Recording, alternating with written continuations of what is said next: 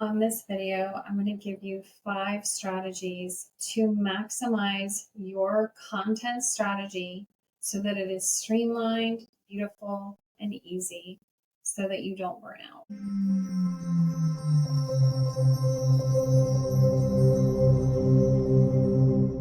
Okay, let's get into it. When it comes to content, this is something I see a lot of people struggle with, especially in that energy of showing up. What do I say? How do I create enough content? I don't know what to talk about. So, one of the really important things that we need to make sure that we have in place before even really worrying about our content strategy is, can anyone guess what I'm going to say? Your signature offer. You have to have this. This is why signature offer is so important. Okay. You have to have your signature offer. Because as you go through that signature offer and you do the offer autopsy, y'all have heard me talk about this before, you break that offer down and you start to understand it very, very well. Who is this for? What does it do? How does it do it? How quickly does it do it? All of that information, right? So it makes it very simple for you to create content.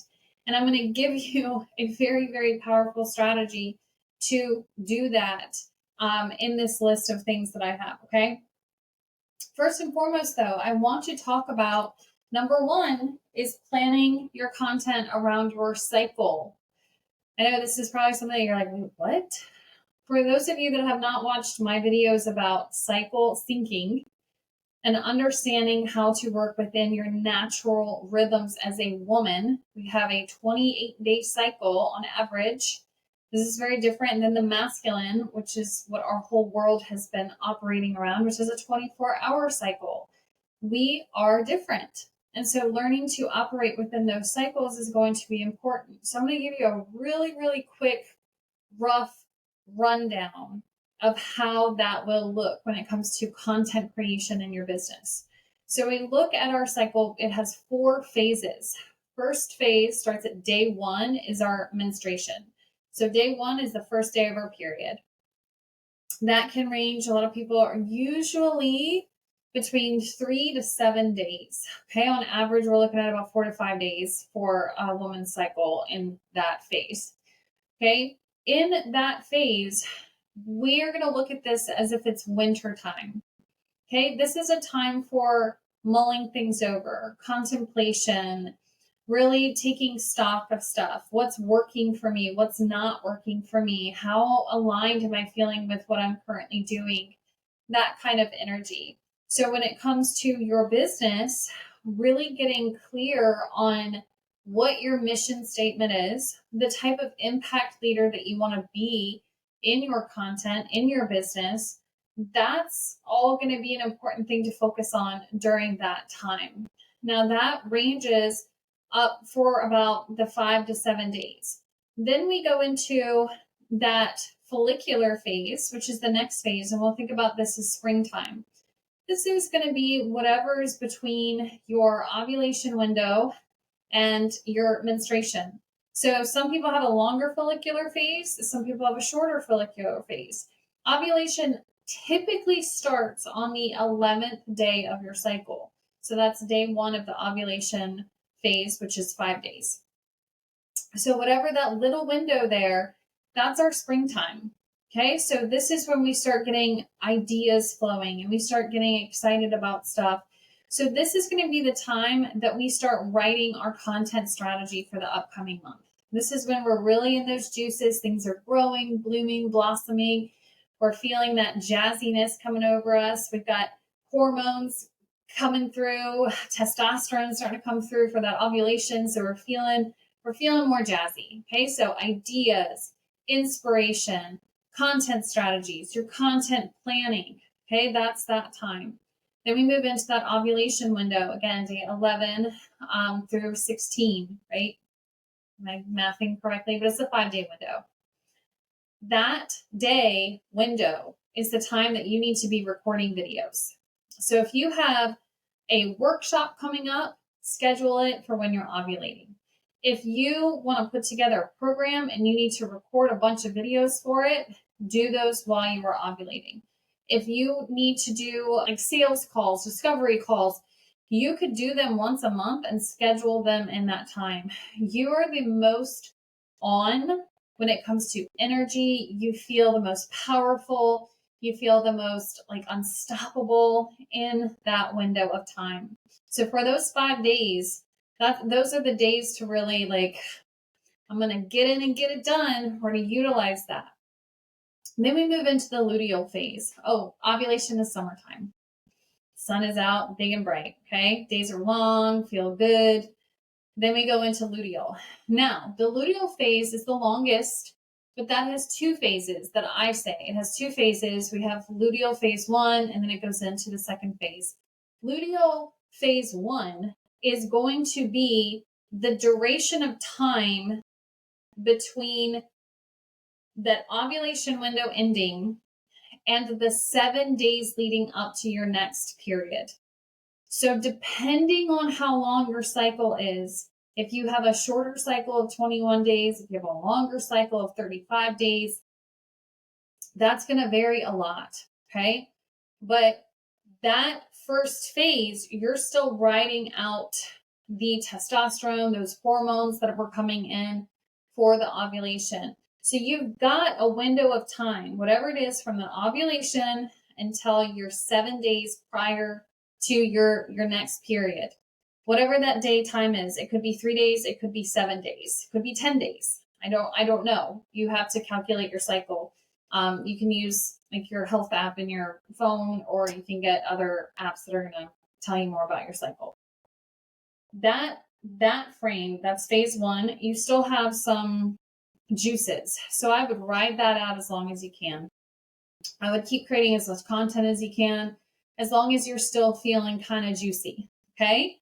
You're going to find when you get closer to that 7-day window before your period, you're going to start slowing down. So luteal is the fall. So if we think about this, we kind of get that time. It's currently moving into fall at the time of me recording this in Virginia, and we're in September. So in September, it's like that time where it's still warm, but we're getting the cool nights and the cool mornings. And so we're moving into fall, but things are still warm. The sun is still out enough, right? We're moving into that time, but then we're going to hit October and November, and it's going to get dark, and we're going to feel more tired and all of that. So think about phase 1 of the luteal as September for those in this hemisphere. It's kind of that time where it's like, oh, we can still, cook out. It's still warm enough for that. It's still fun, but it's starting to get darker. It's starting to slow down. Those 7 days leading up to your period, those are going to be the days that you really need to rest. This is the time that progesterone is trying to rise to help us shed the uterine lining. And progesterone needs rest. It needs us to really prioritize our mental health and our energetics. We are more, I like using the word, but I'm going to say it, more fragile during that time. We don't have all the estrogen that protects us and makes us more resilient from day 1 up until that 7 days before the period. So we're at our most sensitive. We're at our most soft, surrendered. And if we don't have enough progesterone, this is a time where we get anxious. We don't sleep. We feel more stressed. We're feeling that anxiety. We're feeling the panic attacks. We're like, why? Like everything feels like it's going wrong. Everything is scary. Everything is heavy because we've been go, go, go, go, go, go, go. And our adrenals are burnout and we're not able to get that DHEA going to help the progesterone to spike so that we have that calming effect. Progesterone spikes and helps to promote GABA, which is a happy hormone in our brain. So we need to really prioritize nurturing ourselves during this time. I would highly recommend, at minimum, don't take any calls during those 7 days. Leave those 7 days for almost like nesting things. For anyone who is pregnant, if you remember the nesting phase, you're more into organization. You more want to like reorganize your office. Maybe you want to go through emails. You want to organize some files. Maybe you want to make some graphics. That feels pretty good. It's a little bit more fun, a little bit more relaxed. So organizing things, getting things in order. When we think about that, it's kind of like the squirrels putting their nuts away for winter, right? So it's like we need to get things in order. And so that'll start to happen those 7 days leading up to menstruation. So for that, again, that could be when you start actually scheduling content. That could be when you decide how you want your content strategy to look.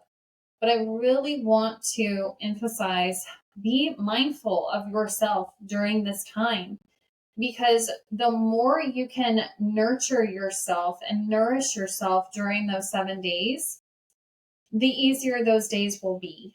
And if you allow yourself that rest, even when it comes to the gym, our personal life, things like that, this is why we feel slower. We just want to relax because that progesterone needs that. She also wants more carbs. So we crave them because she needs our blood sugar a little bit higher. For anyone else who tracks their blood glucose, you'll notice that 7 days, your glucose is just naturally higher. And it'll start to get there in that luteal phase. It'll just start being higher. And you're like, why is it high? What is going on? I've been eating well. Why is my glucose just higher? It's because progesterone needs that. Okay, so, but nurturing carbs, like plant-based carbs, yams, sweet potatoes, squash, spaghetti squash. I love making a spaghetti squash casserole. Cooking, reorganizing, stuff like that. That's just going to be really good for you. But allow yourself to not be in the hustle mode during those 7 days. Okay, so that's going to be important when it comes to your content. That is really going to be the number one strategy that is going to help prevent burnout when it comes to creating content. Okay, that was a lot of information. Sorry to interrupt this video. I'm sure that you're loving it, but if you are loving it, I want to make sure that you remember to grab your copy of the Intuitive Femme Framework. This is a 40-page playbook that I put together that breaks down the entire framework you're going to need to build a sustainable, scalable, and aligned feminine business in the online coaching space. So if you're looking to scale your business to multiple 6 and 7 figures, and want to do it in a feminine aligned way without burnout and without the gross marketing bro hustle, grab this. You can either click the link below or scan the code. You can always go back and rewrite it. I'm sorry, I swear I have like hair. Probably one of my cat's hair is like stuck in my lip gloss. Okay, so planning content around your cycle. I've got my notes. Y'all know I need my notes. All right, so next strategy, we need to make sure that we are repurposing our content. Now, I hear this sometimes and people are like, well, what if people notice? I say if someone notices and they come to you and say, I saw this over a year ago before, I would say congratulations, you get a gold star for being the most observant person on this planet. Because knowing the algorithm only shares our stuff to like 4% of our friends and followers and subscribers, I think you're pretty okay making some really great content and then reusing it like a year later. This is a strategy that I do. Sometimes I come out of meditation and I channel messages and I've got stuff flowing and I'll go through chunks of time with this. Sometimes it comes through a lot, sometimes it doesn't. It just is what it is. Maybe it's because of the seasons. Because we're seasonal beings. But I will take all of those posts and I save them in my Google Drive. I literally have a document. It probably has over 100 different posts, long form posts that I've written in the past. And when I've come to a point where I'm kind of stumped and I'm like, I have no idea what to post, what to share, but I feel like I've kind of been ghosting a little bit. So let me put something out. I will go back and pull one of those and repost it. No one remembers. I promise you, no one remembers. You can also take posts that you have created. I really like the long form ones because what you can do is you can take those and convert them into Your carousel posts, you can convert them also into quote images where you find really great quotes from that post. And so you've got several different aspects here. You can also take the general message of that long post and turn it into a reel. So it's like one long post can be turned into multiple different types of content. This is really making it simple. Okay. We always want to work smarter, not harder. We don't need to overcomplicate it.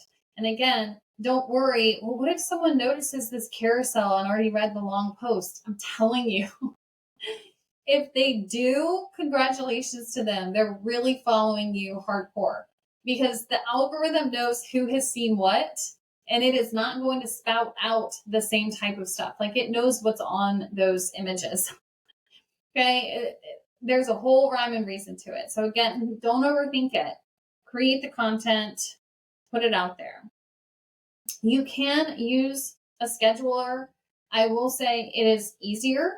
It is easier, especially if you have a day where it's like, okay, I'm going to record a few videos on Mondays or during my ovulation window, and then I'm going to schedule them out when I go into my luteal phase, first phase of the luteal, and get all that scheduled out. I mean, when you're ovulating and you've got that powerhouse energy moving through you, you probably can record maybe about 5 videos a day. I mean, I know I can. I have a whole list of stuff, and I'm going to tell you how I created that list. I will share that with you. But you can roll them out. You can change your shirt. No one needs to know. You wear the same one. It doesn't really matter. But you can create a lot. And then from those videos, if you're using something like Riverside for podcasting, there's an automatic thing that it offers where you can have it pull out the highlight clips. So there you go. From one video, you'll probably have 5 reels pop out of that. You can also have the transcript so that you can take that. Here's my other tip. We're going to move over into like outsourcing things. Okay. So third tip, you can take that transcript over into ChatGPT and say, hey, take this transcript from my podcast episode and create 10 long form posts from it. You'll want to tweak them and edit them so they have your voice. But then you go from those, take those and apply the same strategy I said from the long form and take it, create a carousel, a quote image, you can record another reel based off of one of those long form posts, and there you go. Like that is a lot of content right there. Okay, from your long form video. So if you create a long form video like this one right here, whether it's a podcast or not, maybe it's just you have an informative channel. Maybe you don't want to even post the video, but you want to record it because you channel and information just comes out better for you, and you need it to be able to make all the other content for you. That works for you, do it. Okay, this is again smarter, not harder. Right? I have a lot of people that say, I really don't like seeing myself on video. Cool. Record yourself without the camera on, but that way all your message is going to get out, and then you can have the transcript converted into posts, and you can make them carousels, quote images, and you're done. Okay? And you can download the audio also. So you can overlay it with short clips with like an image or something. Okay? There's so many things that you can do. I'm telling you. There's so many ways to get around. I don't know what to post about. I don't know what to do. So with this, with the delegating and outsourcing tasks, that's what I said to you, outsource it to ChatGPT. I'm not a big fan of ChatGPT for a lot of stuff, but I will allow it to support me in certain ways, and that is one way I will allow it to support me.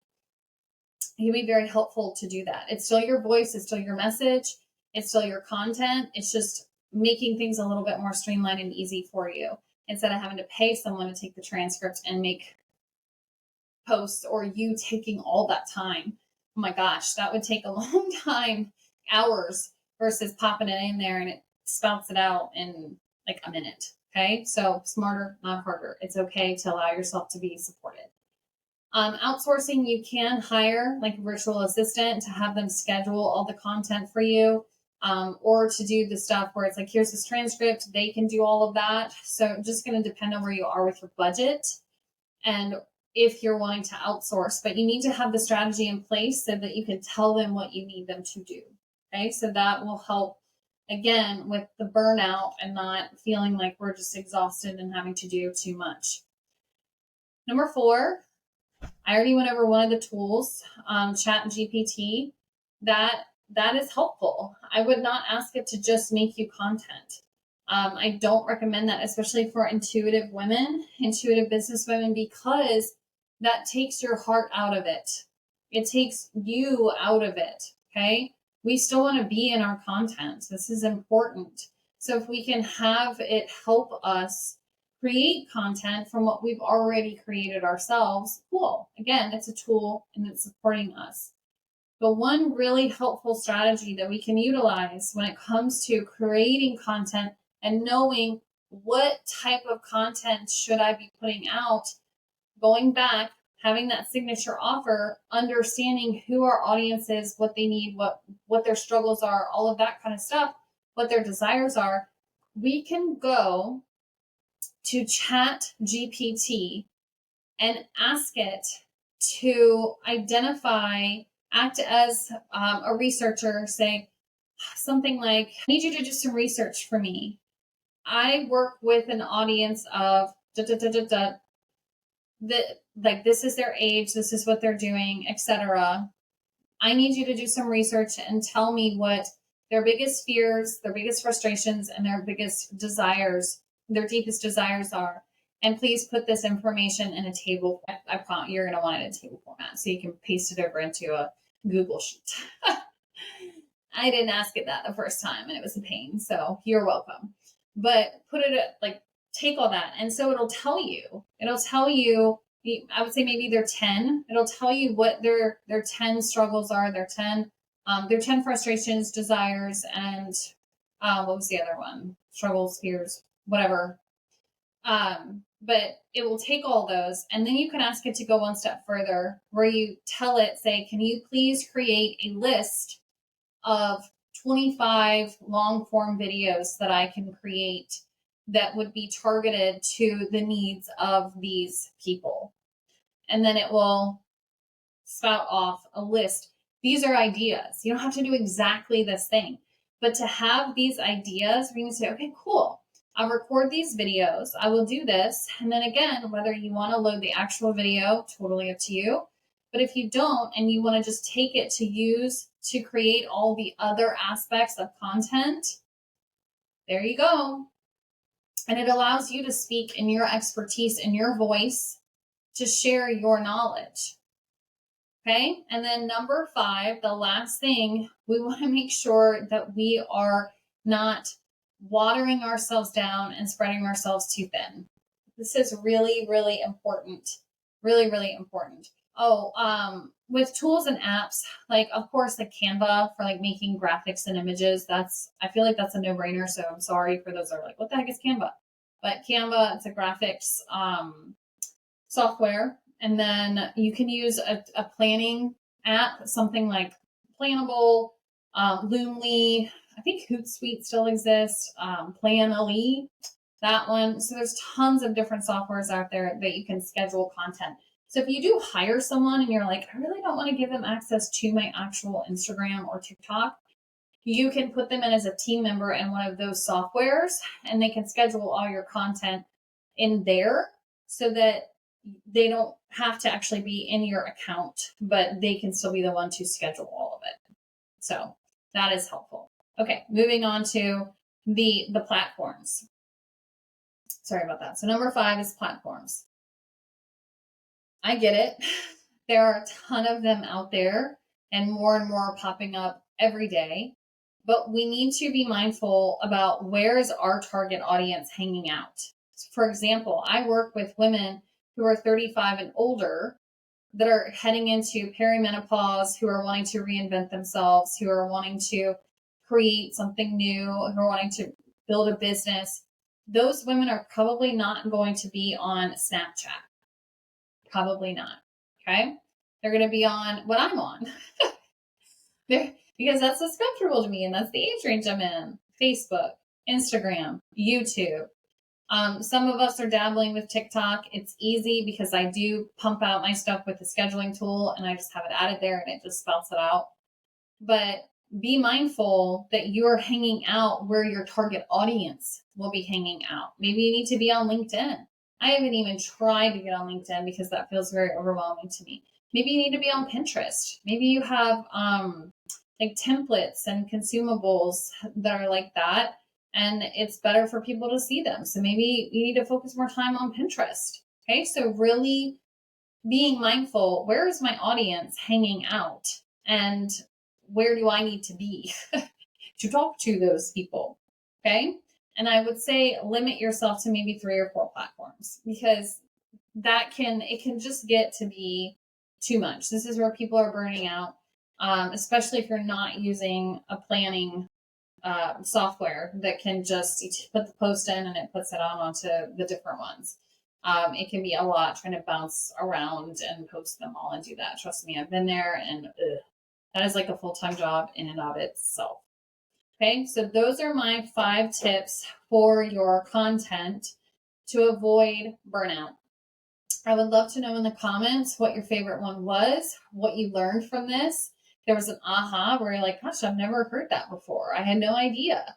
I would love to know, because of course I want to create more videos on more things that people are needing to know about, that are relevant to the struggles that we're having, so that I am that solution, because that's my goal. I want to be the solution for those that are needing that type of support.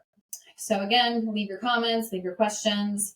If you learned something from this, I'm sure one of your friends could too. So please share this video with them. If I am being here openly sharing this knowledge, you should too. Okay? Until next time, thanks for being here, and namaste.